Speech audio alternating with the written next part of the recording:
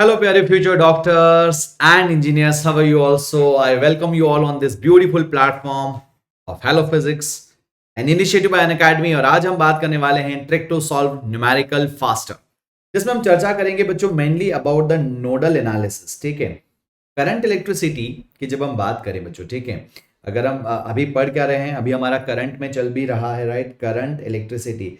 So current electricity के जो circuits होते हैं, कई सारे कंफ्यूजिंग सर्किट्स आ जाते हैं, ठीक है, जिनमें बच्चा सोचता है कि यार केवीएल केसीएल लगाना पड़ेगा। ठीक है, अभी हम पढ़ेंगे आगे चल के केवीएल केसीएल। तो जब आप किरचॉफ्स लॉ लगाने की बात करते हैं तो वहां बहुत ज्यादा वो टाइम कंज्यूमिंग हो जाता है, किरचॉफ्स लॉ, राइट।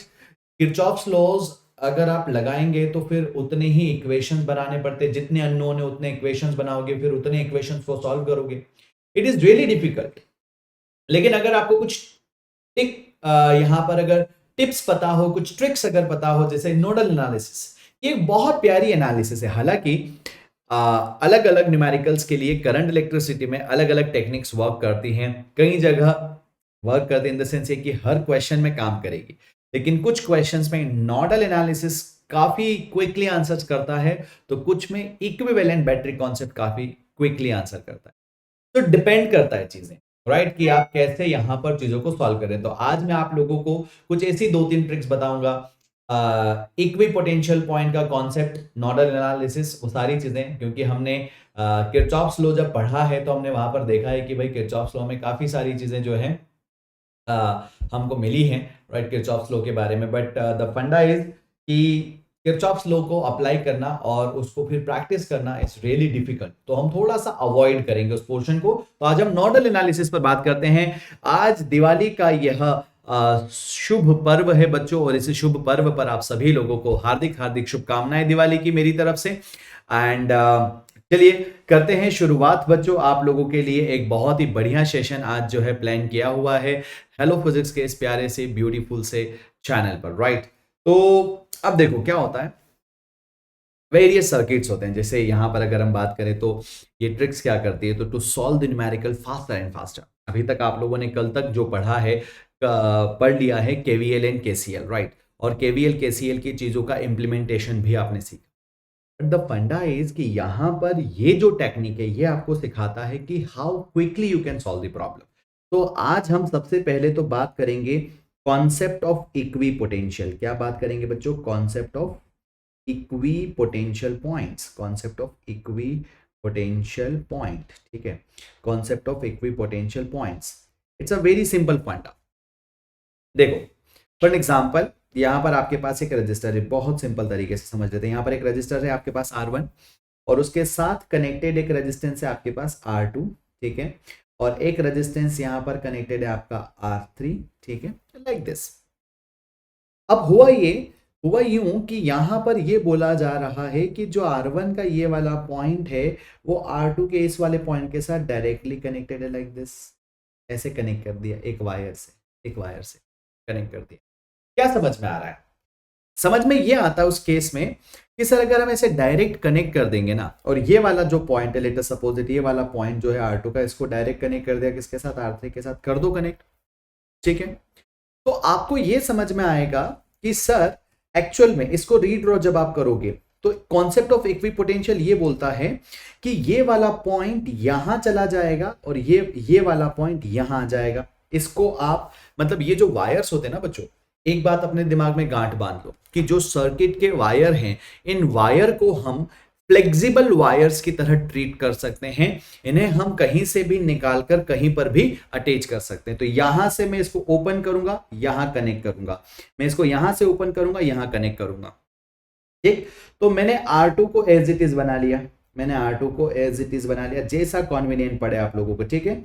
R2 को मैंने एज इट इज बना लिया। R3 का ये वाला पॉइंट घुमाकर मैं यहां ले आया, तो ये R3 आपको यहां दिखेगा ऐसा, ये घूम के ऊपर आ गया। R1 को घुमाकर आप यहां ले आए, तो ये वाला पॉइंट तो यहीं रहेगा, जब ये घूम कर जाएगा तो ये आपको नजर ऐसा आएगा। एम आई राइट एवरीवन? तो ये आपका R1 हो गया। तो ये तीन के तीन जो रजिस्टर्स थे जिस तरह से कनेक्टेड थे, ये कैसी ग्रुपिंग में नजर आ रहे हैं बच्चों? ये नजर आ रहे हैं पैरेलल ग्रुपिंग में, और हमने ग्रुपिंग पढ़ रखा है। तो अगर मान लीजिए तीनों के तीनों इक्वल रेजिस्टेंस यहां पर होंगे, तो हम यहां पर बोलेंगे सर कि इनका जो आर इक्विवेलेंट है वो R/3 हो जाएगा। क्या कहते हो? तो ये है concept of equi potential point. क्या सीखा हमने? इक्वी पोटेंशियल पॉइंट ये बोलता है कि अगर पॉइंट्स आपके इक्वल पोटेंशियल पर हैं तो हम उन्हें एक जगह लाकर जोड़ भी सकते हैं, और अगर वो इक्वल पोटेंशियल पर नहीं है तो हम उन्हें क्या कर सकते हैं बच्चों? वहां से निकालकर अलग भी कर सकते हैं। वही से हम यहां पर कर रहे हैं, राइट। तो हमारे पास क्या है? कॉन्सेप्ट ऑफ इक्विपोटेंशियल पॉइंट था हमारे पास जो राइट। तो यहां पर आप एक की पॉइंट में लिख भी देता हूं, आप लोगों को थोड़ी सी आसानी रहेगी। तो फर्स्ट पॉइंट यहां पर मैं लिख रहा हूं बच्चों, points of equal potential can merge at one point, है ना। यहां पर क्या लिख रहा हूं बच्चों में? Points of equal potential, points of equal potential can merge at one point, at one point, ये भी हम कर सकते हैं। और दूसरा पॉइंट यहां पर है बच्चों, equal potential point can separate at same potential बच्चों, राइट। तो यहां पर जो आपके इक्वल पोटेंशियल पॉइंट्स होते हैं ना, equal potential points can separate also. अब ये वाली बात थोड़ी सी शायद आपके गले नीचे नहीं उतर रही होगी, ठीक है। तो अगर यहां पर गले नीचे बात नहीं उतर रही है तो यू नो दैट कि you are watching hello physics an initiative by Unacademy, और आप माही भैया की क्लास में हैं। बिना न्यूमेरिकल के कोई चीज समझा कैसे दी जा सकती है, और बिना न्यूमेरिकल के हम आगे बढ़ेंगे कैसे भैया, राइट। तो यहां पर मैंने लिया एक न्यूमेरिकल, ऐसे यहां पर आप देख रहे हो तो बहुत सारे रेजिस्टेंसेस का जाल आपको दिया हुआ है। पूछा है कि ए और बी के बीच में इक्विवेलेंट रेजिस्टेंस क्या होगा। अब यहां देखो, अगर आप देखोगे सर तो ये वाला वायर प्लस ये वाला वायर प्लस ये वाला वायर प्लस ये वाला वायर सारे के सारे इस पॉइंट पर कनेक्टेड है, पॉइंट ओ पर, है ना। भाई यहां पर अगर आप देखोगे तो ये तीनों चारों वायर एक ही पॉइंट पर कनेक्टेड है, मतलब इनका पोटेंशियल अगर VO है तो सबका पोटेंशियल VO होगा बच्चों। अगर पोटेंशियल V0 है पॉइंट O का तो सबका पोटेंशियल V0 होगा। तो यहां पर जो पॉइंट मैंने सेकेंड वाला लिखा है कि अगर कोई पॉइंट्स आपके पास कैसे हैं, इक्वी पोटेंशियल पॉइंट्स है। अभी यहां पर कई सारे बच्चे क्या करते हैं, यहां लगा देते व्हीटस्टोन ब्रिज, है ना। तो व्हीटस्टोन ब्रिज रूल लगाना यहां पर फिजिबल नहीं होगा। क्यों? मैं थोड़ा सा समझा देता हूं। आप बोलोगे सर ये R/R और ये R/R, तो इस R का कोई काम नहीं, आप इसको क्या करते हैं सर, आप इसको काट दोगे, यहां से हटा दोगे, ठीक, मतलब ये R है ही नहीं। फिर बच्चा बोलता है ये R डिवाइडेड बाय ये R, ये R डिवाइडेड बाय ये R, तो इस R को भी हम हटा देंगे। आप खुद सोचिए, फर्स्ट स्टेप में जब आपने इसको हटा दिया, फर्स्ट स्टेप में जब ये वाला R आपने हटा दिया, तो फिर ये अगली स्टेप में इसका बाय इसके बाय इसके और इसके बाय इसके करके आप इसको हटाओगे कैसे? तो नॉट पॉसिबल ना। सो जब आप लगाओगे क्या व्हीटस्टोन ब्रिज रूल, तो बड़ा केयरफुली इंप्लीमेंट करना उसका, अदरवाइज वो कई सारी जगहों पर आपको क्या करेगा, कंफ्यूज करेगा। सो यहां पर अगर आपने देखा तो इस सर्किट को मैं रीड्रॉ करता हूं, इस सर्किट को मैं रीड्रॉ करूंगा बच्चे, राइट। ये मेरे R एज इट इज होगा, ये वाला पॉइंट मेरे पास O है एज इट इज रहेगा, ये वाला R एज इट इज रहेगा। What I am doing is कि ये जो पॉइंट यहां पर था इनको मैंने सेपरेट कर दिया, ये वाला R यहां पर आपको दिखा, ठीक है, और ये वाला R यहां पर आपको इस तरफ मिलेगा, राइट। एवरीवन लाइक दिस, यहां पर R मिला और ये इधर आ गया कनेक्टेड, और ये वाला जो पॉइंट है ये वाला, राइट, यहां पर एक R आपके पास पहले से ही कनेक्टेड था, यहां पर जो आपका R कनेक्टेड है उसको भी मैंने ऐसे ऊपर उठा, मैंने क्या कहा, सेपरेट कर सकते हैं। सो पॉइंट O से उठाकर सेपरेट कर लिया, ठीक है। फिर इस तरफ जो आपका R कनेक्टेड है वो तो है ही है। अब देखो जरा यहाँ पर, अब तो खैर सवाल में कुछ बचा ही नहीं। इसके बाद तो सर ये वाला R और ये वाला R दोनों हो गए सीरीज में, उसका आपस में इसके साथ क्या हो जाएगा, पैरेलल। तो मैं लिख देता हूं सर ये हो जाएगा 2R का R के साथ होगा क्या बच्चों, दिस। तो आप यहाँ पर लिखेंगे सर 2R इंटू में R डिवाइडेड बाय नीचे हो जाएगा 3R, तो ये आ जाता है सर आपका 2R/3। तो ये वाला R, ये वाला R और ये 2R/3 सीरीज में हो गए सब। ये वाला पूरा का पूरा पैनल तो सॉल्व हो चुका है ना, जिसका इक्विवेलेंट कितना है 2R/3। तो आप बोलेंगे सर R प्लस 2R/3, तो ये ऊपर ऊपर वाला जो पैनल बनेगा वो हो जाएगा सर 3 + 3 6, 6 और 2 कितना हो जाएगा सर आपका 8R/3। कितना आया बच्चे, 8R/3। अब ये वाला नीचे आ रहे और ये नीचे भी आपका आ रहे, ये दोनों आर आर क्या हो जाएंगे सर, ये दोनों हैं सीरीज में, तो ये हो गया 2R। यानी कि फाइनल सर्किट जो आपको मिलेगा वो ऐसा मिलेगा कि नीचे आपका कितना है सर, 2R है, ठीक है, और ऊपर आपके पास कितना है, तो आप बोलेंगे सर 8R/3 है। और फिर इनको आपस में क्या कर देना है सर, इनको आपस में हमें कर देना है सॉल्व। Everyone right? तो आप यहां पर लिखेंगे sir final answer is 8R/3, into में हो जाएगा सर आपका यहाँ पर 2R, और नीचे हो जाएगा सर आपका 8R/3, और प्लस हो जाएगा सर आपका 2R। तो कुल मिलाकर ये आ जाता है सर आपके पास 3 दूनी 6, 8 6 14, ठीक है। सो ये हो जाएगा सर आपका 16R² डिवाइडेड बाई 3, और ये 3 जाएगा बच्चों आपका ऊपर, और नीचे हो जाएगा सर आपका 14R। 3 से 3 खत्म, 1 R से 1 R खत्म, तो ये आ रहा है 8R divided by 7, 8R divided by 7, यानी कि ऑप्शन बी। क्या कर रहे हैं हम, कोई बड़ी बात नहीं है, एक सिंपल सा कॉन्सेप्ट है। अगर आपके पास कोई पॉइंट्स इक्वल पोटेंशियल पर है तो उन्हें आप एक जगह जोड़ सकते हो, और अगर वो इक्वल पोटेंशियल पर है तो आप उन्हें हटाकर अलग अलग भी कर सकते हो। ये मैंने हटाकर अलग अलग किया। अब यहां पर एक ना बच्चा ये सवाल जरूर पूछता है कि भैया जब इस सर्किट में आपने ऊपर के यहां से हटाए थे, ठीक है, अगर आपने सर्किट में हटाया था, ठीक है, और जब आपने यहाँ पर, ठीक है, हटाने के बाद में ये जो सीन आपका बना था लाइक दिस, ये वाला रेजिस्टेंस था, है ना, यहाँ पर एक रेजिस्टेंस था आपका लाइक दिस, तो है ना, इतना सीधी सा डाउट है, बट खैर अगर आप में के दिमाग में आ रहा हो, ठीक है, तो मैं पहले, यही तो खासियत है बच्चों, यही तो खासियत है कि हम लोग क्या करते हैं, आप लोगों के पूछने का इंतजार नहीं होता, आप लोगों के कहाँ दिमाग में क्वेरी आ सकती है वहीं पर पहले हिट कर देते हैं। एक बच्चे ने मुझसे पूछा था कि भैया अगर यहाँ से आपने अलग किया तो ये रेजिस्टेंस आपने ऐसा अलग और ये रेजिस्टेंस आपने ऐसा अलग क्यों नहीं किया, इनको आपस में यहाँ पर जोड़कर क्यों रखा। अरे बच्चों, अगर मैं इस रेजिस्टेंस को ऐसे अलग कर दूं, इस रेजिस्टेंस को ऐसे अलग कर दूं, तो फिर इन दोनों रेजिस्टेंस का वो मतलब ही नहीं रह गया ना। फिर तो सारा का सारा चार्ज इधर से आएगा, इधर जाएगा, इधर जाएगा, और ऐसे ऊपर से इधर होके निकल जाएगा। इन दोनों रेजिस्टेंस की उपयोगिता ही खत्म हो जाएगी। तो I have to join them, I have to join them बच्चों। दैट्स व्हाई हमने यहां से उठाकर अलग कर लिया। अलग करने के पीछे कारण क्या था, क्योंकि हमें केवीएल केसीएल नहीं लगाना पड़ेगा, इक्वी पोटेंशियल पॉइंट्स थे, तो वी नो दैट कि हम इक्वल पोटेंशियल के पॉइंट्स को साथ में भी ला सकते हैं और दूर भी कर सकते हैं, सेपरेट भी कर सकते हैं। सो वही फंडा हमने यहां पर यूज किया। एक और सवाल आपके सामने है, उसको भी आप देख लीजिए। अब इसमें क्या करोगे सर, ये वाला पॉइंट इक्वल पोटेंशियल पॉइंट हो गया, तो अगर ये इक्वल पोटेंशियल पॉइंट हो गया तो इस वाले को इधर जोड़ दो और इस वाले को इधर जोड़ दो, खत्म करो कहानी, ठीक है। ऐसे तो आपको क्या पता चलेगा सर, ये कितना हो गया सर आपका, ये कितना हो जाएगा सर, ये हो गया R+R 2R, ठीक है।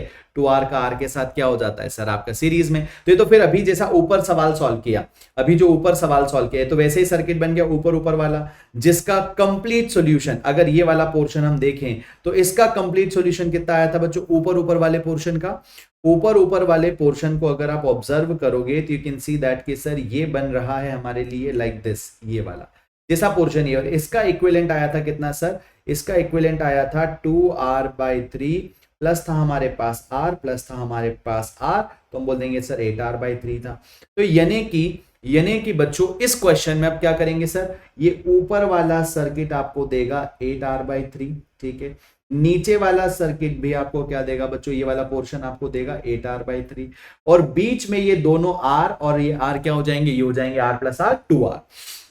तो कुल मिलाकर अगर आप 1/R इक्विवेलेंट इसका कैलकुलेट करना चाहते तो आप बोलेंगे sir 1/8R divided by 3, plus आप लिखेंगे सर 1/8R डिवाइडेड बाई 3, और प्लस वो हो जाएगा 1 डिवाइडेड बाई 2R।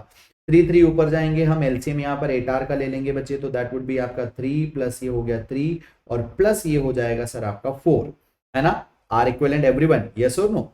यहाँ से 8R मैंने एलसीएम ले लिया, 2 दूनी यहाँ पर 2 चौके 8 होगा, 8 ऊपर चला जाएगा, तो 8 4 कितनी हो गया, 7 3 10, तो कुल मिलाकर आ रहा है बच्चों 10 divided by 8R।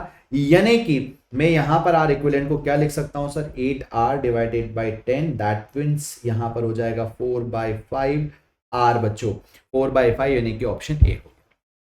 Concept of equi potential अगर ये समझ में आ गया तो बड़े बड़े दिखने वाले सर्किट्स 3 लाइन में रफा दफा हो जा रहे हैं। ठीक है, क्या सीखा सर? तो हमें ये तो पता चल ही गया, राइट, हमने इनफ क्वेश्चंस किए हैं, हमें ये तो पता चल ही गया कि आपके जो पॉइंट्स हैं जो इक्वल पोटेंशियल पर हैं उन्हें हम एक जगह ला सकते हैं, बट वी लर्न दैट कि अगर कोई पॉइंट आपका इक्वल पोटेंशियल पर नहीं है, सॉरी इक्वल पोटेंशियल पर है, तो हम उन्हें सेपरेट भी कर सकते हैं। सेम पॉइंट पर तो ला ही सकते हैं, सेपरेट करने का भी हमारे पास प्रोविजन होता है बच्चों, right. So this is the तरीका एंड इस तरह से हम यहां पर बहुत बढ़िया तरीके से कर सकते हैं। तो क्या सीखा हमने, क्या की पॉइंट है? कॉन्सेप्ट ऑफ इक्वी पोटेंशियल बच्चों, राइट, जिसमें हमने सीखा कि points of equipotential, right, हम क्या लिखेंगे बच्चों? Points of equal potential, points of equal potential, यहां पर क्या होगा? Points of equal potential can be right, क्या कर सकते हैं हम? Can be separate as well, can be separate as well. तो आप यहां पर बहुत बढ़िया एक एनालिसिस सीखते हैं। ठीक है, चलो अब हम आ जाते हैं सर प्रिंसिपल ऑफ सुपरपोजिशन। मैंने क्या कहा था, नोडल एनालिसिस पर जाने वाले हैं, लेकिन उसके पहले कुछ कुछ ऐसी चीजें बात कर लेते हैं। जैसे आपके पास एक सर्किट है बच्चों, आपके पास एक सर्किट है, जैसे यहां पर this is the circuit, right. एक आपके पास है बैटरी 4 वोल्ट की और एक आपके पास बैटरी 6 वोल्ट की, और वो 2 ओम में सप्लाई देना चाहती है। तो हमने क्या किया यहां पर, एक बार वैसे तो खैर ये डायरेक्ट ही हम कर सकते थे, डायरेक्ट कर सकते थे कि 4 और 6 दोनों सेम डायरेक्शन में, तो टोटल बैटरी इन दोनों का सीरीज कॉम्बिनेशन ले लेंगे हम। हालांकि हमने अभी बैटरी इक्विवेलेंट बैटरी कॉन्सेप्ट नहीं पढ़ा है, मैं आपको पढ़ा दूंगा अगली क्लास में। तो ये हो जाएगा सर आपका 10 वोल्ट, 10 वोल्ट डिवाइडेड बाय 2, तो सीधे करंट आ जाता है सर आपका 5 एम्पियर। तो ये तो क्या डायरेक्ट हो जाता है, but concept of superposition principle ये कहता है कि एक बैटरी से कैलकुलेशन करके I1 निकालो, दैट वुड भी कितना हो जाएगा सर आपका? सो दैट इज आपका 6 डिवाइडेड बाय 2, यानी कि आपका 3 एम्पियर आ गया। और फिर जब दूसरी वाली पहली वाली बैटरी जब आप ट्रीट कर रहे हो बैटरी B1, तो दूसरी वाली बैटरी का कोई इफेक्ट नहीं लिया, और जब आप दूसरी वाली बैटरी B2 को लोगे तो पहली वाली का कोई इफेक्ट नहीं है, यानी कि आप बैटरी B2 में क्या लिखोगे? Current I2 is equal to 4 divided by 2, that would be आपका 2 एम्पियर। तो यहां पर देखो I1 कितना था? 1 एम्पियर, इस नीचे जा रहा है, और I2 भी कितना बच्चों यहां पर ऐसा नीचे जा रहा है। तो total current I is equal to क्या हो जाएगा? I1 प्लस I2, दोनों बैटरी का सेपरेट इफेक्ट आपने कंसिडर किया, 3 ampere plus 2 ampere, and comes out to be कितना बच्चों? 5 एम्पियर।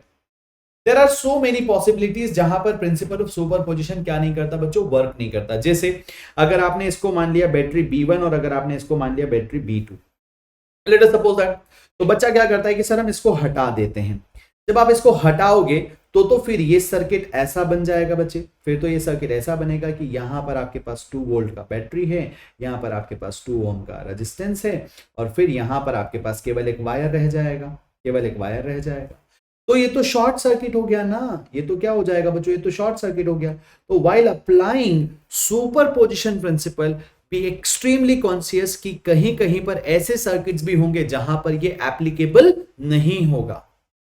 2 एम्पियर 2 वोल्ट से अगर जो करंट आई निकल रहा है, अगर ये आई यहां जाता है तो वो सारा का सारा करंट यहां से जाना प्रेफर करेगा। Current in this portion comes out to be 0, जबकि एक्चुअल में 0 नहीं होगा। अगर आप यहां पर सुपरपोजिशन प्रिंसिपल लगाते हैं तो ये शॉर्ट सर्किट की सिचुएशन बनती है, और यहां पर अगर मैं आपको एक्चुअल कैलकुलेशन करके बताऊं तो ये 2 वोल्ट और ये 2 वोल्ट के बैटरीज आपस में पैरेलल ग्रुपिंग में हैं, तो इनका इक्विवेलेंट बैटरी आगे अभी आपको पढ़ने को मिलेगा नेक्स्ट लेक्चर में जब हम मंडे को बात करेंगे बच्चों, राइट। सो यहां पर हो जाएगा सर इक्विवेलेंट बैटरी 2 वोल्ट का है। सो यहां पर करंट की अगर हम बात करेंगे तो वो हो जाएगा sir 2 volt divided by total resistance, that is आपका R। ये हो जाएगा सर 2 वोल्ट डिवाइडेड बाय आप बोलेंगे सर 2 ओम, तो ये आ जाएगा 1 एम्पियर। सो आप बोल रहे हो कि आंसर 0 होना चाहिए। अगर शॉर्ट सर्किट हो गया तो यहां से करंट I1 आपका 0 होगा, और सिमिलर टू दैट जब आप ये वाली बैटरी हटाओगे तो करंट I2 भी आपका यहां से पास होकर सीधे आ जाएगा। तो करंट I1 भी 0, I2 भी 0, तो आपको मिल रहा है कि सर नेट करंट 0 होगा, जबकि वो एक्चुअल में 0 नहीं है। तो कुछ ऐसे सर्किट्स हैं जहां पर प्रिंसिपल ऑफ सुपरपोजिशन वैलिड नहीं होता। तो जब भी कभी आप इस तरह की ट्रिक्स अप्लाई करें तो बी एक्सट्रीमली कॉन्शियस कि कहीं पर शॉर्ट सर्किटिंग तो नहीं हो रही है, कहीं पर कुछ ऐसा सीन तो नहीं बन रहा है। तो ये बस मेरा यहां पर आज आपको बताने का मकसद था बच्चों। चलिए आ जाते हैं उस टेक्निक पर जिसका आप सभी लोगों को बेसब्री से इंतजार था, और वो है बच्चों nodal method of circuit analysis. अच्छा, हम लोगों ने कल के ही लेक्चर में क्या पढ़ा बच्चों? केवीएल केसीएल पढ़ा, और हमको ये पता था कि किसी भी नोड पर आने वाला करंट, इनकमिंग करंट, किसी भी नोड पर आने वाला करंट इनकमिंग एंड आउटगोइंग, ठीक है, यहां पर अगर आपका I1 है, यहां पर अगर आपका I2 है, यहां पर अगर आपका I3 है और यहां पर अगर आपका I4 है, तो आप क्या लिखेंगे सर, इनकमिंग करंट। यहां पर आप ऐसे लिखेंगे सर, इनकमिंग करंट, ठीक है, incoming current is equal to, आप यहां पर क्या लिखेंगे बच्चे, outgoing current. Incoming current is equal to, आप यहां पर लिखेंगे sir, outgoing current, right. So incoming current आपका क्या हो गया, I1 प्लस I2 हो गया, और आउटगोइंग करंट आपका क्या हो गया सर, I3 प्लस I4 हो गया। क्लियर है बच्चे, एवरीवन। इनकमिंग करंट आपका क्या हो गया, I1 प्लस I2, और आउटगोइंग करंट क्या हो गया, I3 प्लस I4। हमने कल की क्लास में इसकी डिटेल्ड एनालिसिस में ये भी देखा है कि ये जो इनकमिंग करंट और ये जो आउटगोइंग करंट है, ये किस प्रिंसिपल पर बेस्ड है, कंजर्वेशन ऑफ चार्ज पर। जो KCL है ना, किरचॉफ्स सर्किट लॉ, यहां पर किरचॉफ्स नोडल रूल जो है बच्चों, नोड पॉइंट पर जो वैलिड होता है, that is for the conservation of charge, right. एक न्यूमेरिकल उस पर बन सकता है। चलिए, नोडल एनालिसिस आपको यहां पर क्या बताती है, एक तो इसका इस्तेमाल करेंगे, है ना। एक कॉन्सेप्ट ये हो गया बच्चों, फर्स्ट कॉन्सेप्ट ये हो गया। एंड सेकेंड कॉन्सेप्ट हम यहां पर क्या यूज करने वाले हैं, V is equal to IR, यानी कि हम I is equal to V by R, हम यहां यूज करेंगे क्या बच्चों, Ohm's law, I is equal to V by R। Potential difference across the resistance divided by resistance gives you the current. तो इन दो कॉन्सेप्ट्स को मिलाकर हमारा बन जाता है बच्चों nodal method of circuit analysis. बहुत प्यारी चीज है ये। अब कैसे देखते हैं जरा, यहां आ जाइए, चले हम आगे। So find current in wire BD, ये वाला जो वायर आपका BD है, इसमें करंट कैलकुलेट करना है। देखना ध्यान से कैसे करते हैं। तो पूरे सर्किट में किसी भी पॉइंट पर आप एक पोटेंशियल को मान सकते हैं, किसी भी पॉइंट पर आप जीरो पोटेंशियल पर अज्यूम कर सकते हैं। सपोज मैंने बी को मान लिया 0 वोल्ट, आप डी को मान सकते थे, सी को मान सकते थे, ए को मान सकते थे। जब आप किसी भी नोड को जीरो पोटेंशियल पर अज्यूम करते हैं, so careful about one point, एक ऐसे पॉइंट को सर्च करके जीरो मानना जिससे कैलकुलेशन इजी हो, ठीक है, ज्यादा टफ नहीं हो। जैसे अगर मैंने बी को 0 बोला तो इमीडिएटली डी भी 0 वोल्ट पर आ जाएगा, क्योंकि सेम कनेक्टिंग वायर से कनेक्टेड है। अगर ये माइनस है और अगर ये प्लस है, तो यहां पर ये कितना हो जाएगा आपका, प्लस का 20 वोल्ट हो जाएगा। अगर यहां पर 0 है, ये माइनस है, और अगर ये प्लस है, तो यहां पर इधर आओगे तो सर ये प्लस का 10 वोल्ट हो जाएगा। केवीएल हमने कल ही पढ़ा है, ठीक है, वोल्टेज यहां पर बढ़ रहा है इस तरफ, बहुत बढ़िया। चलो, अब यहां पर बच्चा कई बार एक बहुत बड़ी परेशानी उसे फील होती है या कंफ्यूजन में आ जाता है कि there are multiple batteries connected in the circuit, तो कौन सी वाली बैटरी से करंट निकलेगा। सर यहां पर 10 वोल्ट डोमिनेट करेगा या 20 वोल्ट डोमिनेट करेगा। तो जो जनरल ह्यूमन बीइंग नेचर है कि जो बड़ा होता है वो डोमिनेट करेगा, तो यहां पर हम क्या करते हैं, है ना, जो बड़ा होता है वो डोमिनेट करेगा, ऐसा हमें लगता है। तो व्हाट वी थिंक इज, हाँ, सो यहां पर अगर आप देखेंगे, सो यहां से करंट आपका क्या होगा सर, मान लीजिए आई आपने बोला, आई निकलेगा। अब वो आई यहां से इधर गया, यहां पर जाएगा सर आपका I1, और इस तरफ आपका जाएगा सर I2, ठीक है। इधर गया I1, इधर जाएगा I2। इस नोड पे आके वो करंट दो जगह डिवाइड हो गया। सो आप यहां पर क्या लिखेंगे बच्चों, 8 नोड बी, किसी भी बैटरी से करंट निकलना मान लो आप, कोई फर्क नहीं पड़ेगा, 8 नोड बी। आप यहां पर क्या लिखेंगे sir, current I is equal to I1 है, और प्लस आपके पास I2। अच्छा, करंट I इस वाले कॉर्नर से यहां जा रहा है, यहां पर पोटेंशियल 20 वोल्ट है, यहां पर पोटेंशियल 0 है। मैं आसानी से करंट I को लिख सकता हूं sir 20 volt minus 0 volt divided by resistance, वहां पर कितना है बच्चों, 5। खत्म खेल, I की वैल्यू आ गई।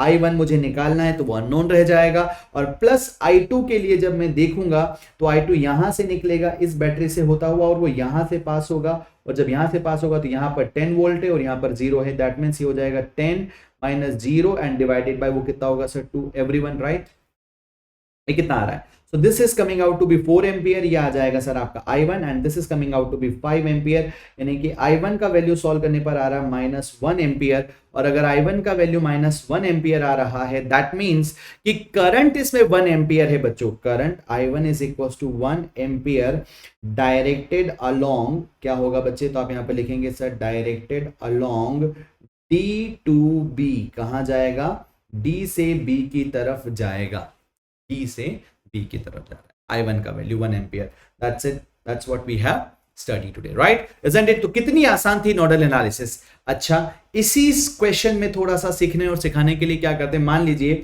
10 वोल्ट का आपने लगा दिया बैटरी, ऐसा कितने वोल्ट का बच्चों, 10 वोल्ट का आपने लगा दिया बैटरी बी डी के बीच में।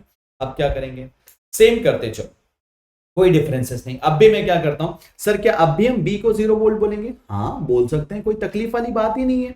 नोडल एनालिसिस में यही तो आजादी आपके पास है कि आप चाहें जिस नोड को 0 वोल्ट पर अज्यूम कर सकते हैं। अगर ये 0 है, ये माइनस है, और अगर ये प्लस है तो यहां पर हो जाएगा प्लस का 10 वोल्ट। यहां पर क्या हो जाएगा सर, यहां पर हो जाएगा प्लस का 10 वोल्ट। और अगर यहां पर 10 वोल्ट है, यहां से आप आगे बढ़ेंगे, यहाँ पर 10 है, 10 10 10 10 10, पूरे सारे पॉइंट्स पर 10 है। लेकिन जब आप माइनस से प्लस जंप करोगे, जब आप माइनस से प्लस जंप करोगे तो उसमें 28 हो जाएगा, यानी कि यहां पर हो जाएगा सर प्लस का 30 वोल्ट। यहां पर क्या हो जाएगा बच्चे, प्लस का 30 वोल्ट।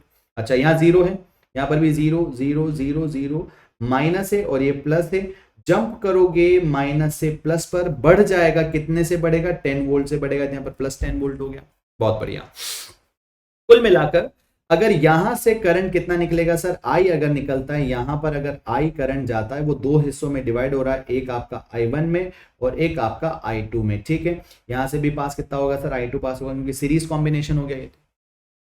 ग्रेट। तो अब हम यहां पर क्या लिखेंगे सर, 8 कहां पर, तो आप लिखेंगे सर 8 नोड, कौन सी वाली बच्चों, 8 node B. What you can think is, तो यहां पर आपको मिलेगा sir I is equal to I1 और प्लस ये हो जाएगा सर आपका I2।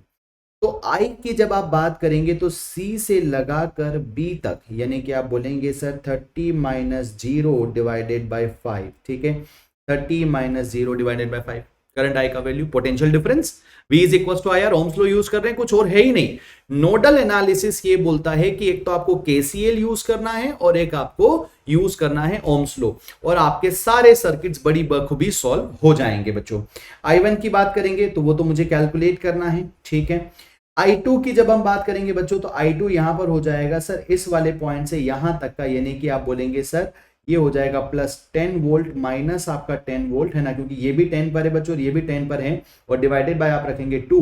सो कुल मिलाकर I1 का वैल्यू कितना आ गया सर, 6 एम्पियर। दैट मींस, एक बात ध्यान से सुनिएगा, 6 एम्पियर फ्रॉम कहां पर, B टू D है, यानी कि यहां पर I2 आपका 0 हो गया। जितना भी करंट यहां से निकलेगा वो सारा का सारा करंट इधर निकल कर आ जाएगा। तो ये वाला जो पार्ट है ना बच्चों, ये वाला जो पार्ट है आपका, this part of the circuit, this part of the circuit is not effective बच्चों। ये वाला जो पार्ट है जिसको मैंने ग्रीन कलर से हैच किया है, आप इसे बोलेंगे कि सर ये वाला पार्ट आपका इफेक्टिव नहीं है। इस पर्टिकुलर सर्किट में इसका होना नहीं होना एक ही बात हो गई बच्चों, राइट। थोड़ा सा इसमें और चेंज करते हैं और उससे सीखते हैं एक लास्ट सवाल बच्चों, फिर आपको नोडल एनालिसिस बहुत अच्छे से क्लियर हो जाएगी।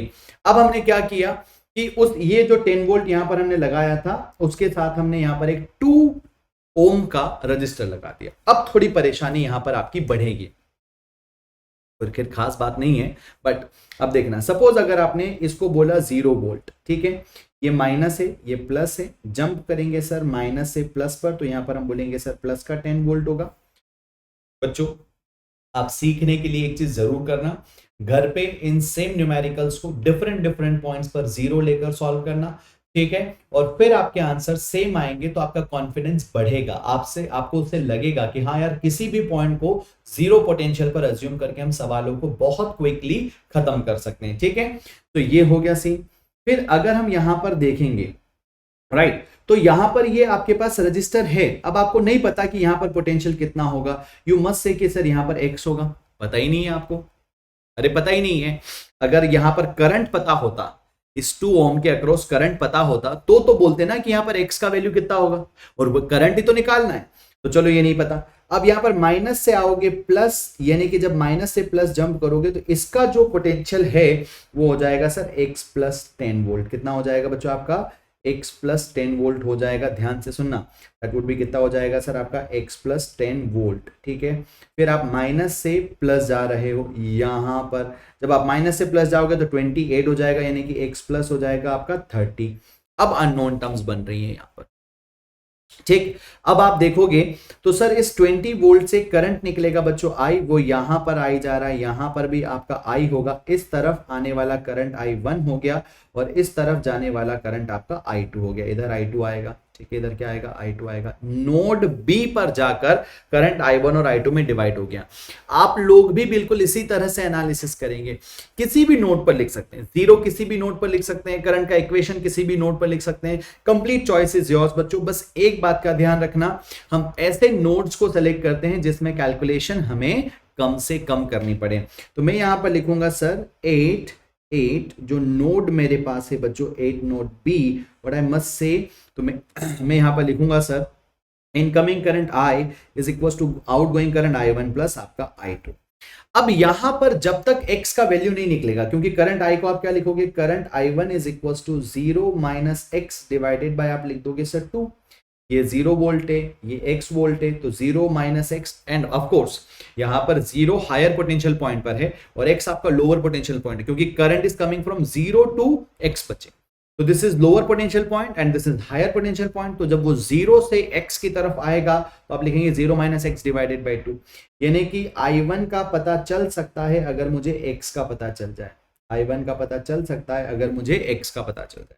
सो I को मैं यहां पर क्या लिखूंगा, I को मैं लिखूंगा सर x प्लस 30 और ये हो जाएगा सर माइनस यहां पर 0 एंड डिवाइडेड बाय मैं लिखूंगा सर यहां पर 5 इज इक्वल टू I1 को मैं क्या लिखूंगा, तो I1 हो जाएगा सर हमारा x डिवाइडेड बाय कितना बच्चों, यहां पर 2 माइनस एक्स डिवाइडेड बाय 2 और प्लस I2 को क्या लिखोगे सर 10 माइनस आप लिखेंगे sir x plus 10 whole divided by कितना होगा सर, दैट इज ऑल्सो 2, है ना। इस 10 में से ये x प्लस 10 माइनस होगा, तो ये आ रहा है सर आपके पास x प्लस 30 डिवाइडेड बाय 5, ये हो जाएगा सर माइनस का x बाई 2 और प्लस 10 में से ये 10 माइनस होगा तो ये भी आता है सर माइनस का आपका x बाई 2, तो माइनस का x बाई 2 माइनस का x by 2, this will become minus का x, तो x प्लस 30 डिवाइडेड बाय 5 और ये हो जाएगा सर आपका माइनस का x plus 30 is equal to minus 5x, इधर आएगा ये उस तरफ जाएगा बच्चों, तो 6x is equal to minus 30, यानी कि x इज इक्वल टू कितना आ गया बच्चों,